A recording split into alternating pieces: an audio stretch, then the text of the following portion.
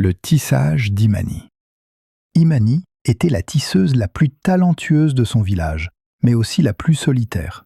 Ses tissus étaient des chefs-d'œuvre, aux motifs complexes et aux couleurs vibrantes, mais elle gardait jalousement ses techniques et ses matériaux. Elle travaillait seule, dans sa hutte, refusant d'enseigner son art ou de partager ses profits. « Ma richesse est mon travail », disait-elle, « et mon travail m'appartient. » Un jour, la grande sécheresse s'abattit sur la terre. Le fleuve, source des roseaux rares qu'Imani utilisait pour ses teintures spéciales, commença à s'assécher. Imani vit ses réserves diminuer. Elle partit seule, loin du village, à la recherche de nouveaux roseaux, mais ne trouva que de la terre craquelée et des lits de rivière vides. Son cœur se serra. Imani revint au village, le cœur lourd. Elle vit les villageois, unis par l'adversité, partager le peu qu'ils avaient. Les femmes s'entraidaient pour chercher de l'eau, les hommes réparaient ensemble les toits. Imani se sentit plus seule que jamais.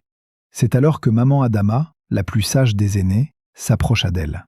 La plus grande force d'un arbre ne réside pas dans la hauteur de ses branches, mais dans la profondeur de ses racines, lui dit maman Adama. Et les racines se nourrissent de la terre partagée. Elle lui tendit un petit fagot de roseaux rares qu'elle avait précieusement conservé. Ce n'est pas grand-chose, dit-elle, mais c'est un début. Inspirée par la générosité de maman Adama, Imani prit les roseaux. Au lieu de tisser pour elle-même, elle rassembla les femmes du village. Elle leur enseigna ses techniques, partageant ses secrets et ses matériaux restants.